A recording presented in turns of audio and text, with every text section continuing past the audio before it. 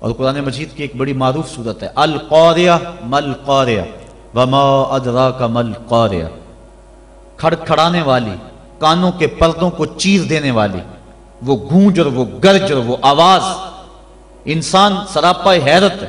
پھر کہا مل قاریہ، وہ کڑک کیا ہے؟ انسان پھر بھی سر جھکائے ہوئے، سمجھ، ہوش، خرد، فہم و ادراک سے بالا ہے۔ پھر کہا وما ادراک مل قاریہ، اپنے علم پہ ناز کرنے والے انسان تجھے کیا پتا کہ وہ قاریہ کیا ہے؟ یہ ہے قرآن کا اسلوب۔ اب متنبی نے بھی کوشش کی، اب وہ کہتا ہے الفیل مل فیل وما ادراک مل فیل، اور کہتا ہے میں قرآن کا مقابل لے آیا۔ فیل عربی میں ہاتھی کو کہتے ہیں۔ اب القاریہ ایک چیز رکھی گئی، کھڑکھڑانے والی، کانوں کے پردے کو چیر دینے والی۔ اب نہ اس کو کسی نے سنا، نہ اس کا کوئی تصور دماغ میں لا سکتا ہے، انسان حیرت میں ڈوب گیا۔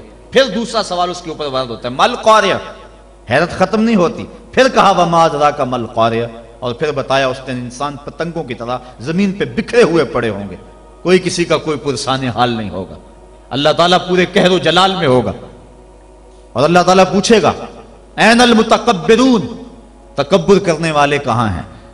تو اس وقت کوئی سر نہیں اٹھا سکے گا۔ پھر اللہ فرمائے گا این الملوک، بادشاہ کہاں ہیں؟ تو کوئی سر نہیں اٹھائے گا۔ پھر کہے گا انا المالک، میں بادشاہ ہوں، تکبر مجھے زیبا ہے۔ تو وہ اس دن کا نقشہ کھینچا گیا ہے۔ تو القاریہ مل قاریہ وما ادراک مل قاریہ، یہ سوال در سوال ہوتا چلا جا رہا ہے۔ اب ذرا متنبی کی بے تکی بات دیکھی، الفیل، فیل عربی میں ہاتھی کو کہتے ہیں۔ جب کہہ دیا الفیل بات ختم ہوگی۔ پھر کہتا ہے مل فیل، ہاتھی کیا ہے؟ فیل کہنے سے بات سمجھ میں آ گئی کہ ہاتھی ہے۔ پھر کہتا ہے مل فیل، سوال بنتا ہی نہیں، لیکن پھر اس کے بعد کہتا ہے وما ادراک مل فیل، تم کیا جانو کہ ہاتھی کیا ہے؟ بچہ بچہ جانتا ہے کہ ہاتھی کیا ہے۔ لفظ تو جوڑنے بیٹھ گیا لیکن معنویت کہاں سے لائے؟ تو کہا قرآن کی مثل تم لانے کی استطاعت ہی نہیں رکھتے ہو، تیرے سامنے یوں دبے لچے فصحا عرب کے بڑے بڑے، کوئی جانے کے منہ میں زبان نہیں، نہیں نہیں جسم میں جان نہیں۔ 7 مہینے تک کعبے کی دیوار سے سورہ کوثر لٹکی رہی تھی، اور عرب کے بڑے بڑے شاعر اور ادیب اور قصیدہ نگار قرآن کی مثل لانے سے قاصر رہے۔ اور پھر ایک نے آگے اپنی طرف سے یہ جملے لکھا تھا اِنَّا أَعْطَيْنَكَ الْكَوْثَرَ فَصَلِّ لِرَبِّكَ وَانْحَرْ إِنَّ شَانِئَكَ هُوَ الْأَبْتَرُ۔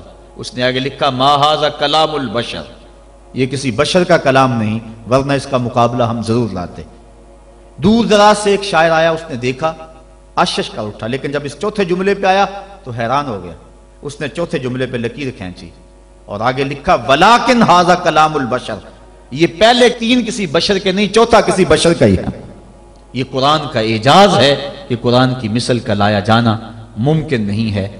قرآن کی اخبار و اخبار غیبیہ، قرآن نے جو کہا اس کی صداقتیں حرف بحرف ثابت ہو رہی ہیں۔ بلکہ اس دور میں اللہ تعالیٰ نے قرآن مجید میں ارشاد فرمایا تحویل قبلہ کے متعلق سَيَقُولُ السُّفَهَاءُ مِنَ النَّاسِ مَا وَلَّاهُمْ عَنْ قِبْلَتِهِمُ الَّتِي كَانُوا عَلَيْهَا، ان قریب بے وقوف کہیں گے کہ تمہیں قبلے سے کس نے پھیر دیا۔ یہ قرآن نے خبر دی، اور یہ اعتراض یہودیوں نے اٹھانا تھا۔ اب قرآن نے کہا ان قریب بے وقوف کہیں گے کہ تمہیں قبلے سے کس نے پھیر دیا۔ پہلے بیت المقدس کی طرف منہ کر کے نماز پڑھتے تھے، اب کعبۃ اللہ کی طرف منہ کر کے نماز پڑھتے ہو، تو کس نے پھیرا؟ کیوں تم اس سے پھر گئے؟ یہ اعتراض کریں گے، یہ اللہ تعالیٰ نے قرآن مجید میں بیان فرمایا۔ اب انہوں نے ابھی اعتراض کیا نہیں، ابھی اعتراض کریں گے، قرآن نے پہلے بیان کر دیا۔ اور یہودی اسلام کی مخالفت میں ایڑی چوٹی کا زور لگاتے تھے اور کوشش کرتے تھے کوئی موقع خالی نہ جائے۔ اب یہ ان کے لیے موقع تھا۔ قرآن نے کہا تھا ان قریب کہیں گے بے وقوف کہ تمہیں قبلے سے کس نے پھیرا، تو یہ کس نے کہنا تھا؟ یہودیوں نے کہنا تھا، یہودی کہتے ہی نہ، ان کے دل میں اعتراض آتا بھی تو زبان پہ نہ لاتے، اور پھر کہتے لوگ قرآن نے تو کہا تھا کہ لوگ کہیں گے، ہم نہیں کہہ رہے، لہذا قرآن کی بات غلط ہو گئی۔ ایسا ہو سکتا تھا۔ اور پھر یہ نہیں کہ اس کا جواب یہ دے دیا جاتا تم نہیں کہو گے تو کل آنے والی صدیوں میں لوگ کہیں گے۔ لفظ ہیں سَيَقُولُ السُّفَهَاءُ، سین اور صوفہ یہ مستقبل قریب کے لیے آتے ہیں، یہ نہیں ہے کہ دور جا کے کہیں گے، ان قریب کہیں گے۔ سَيَقُولُ، ان قریب کہیں گے، تو وہ اگر نہ کہتے، رک جاتے اور پھر کہتے یہ دیکھو قرآن نے کہا ہے کہ ان قریب کہیں گے، اب کون کہہ رہا ہے، کہنا تو انہوں نے نہیں تھا، تو اپنی زبان کو روک لیتے، لیکن روک نہیں سکے۔ یہ قرآن کی صداقت ہے، جو انہوں نے کہنا تھا قرآن نے پہلے ہی بیان کر دیا۔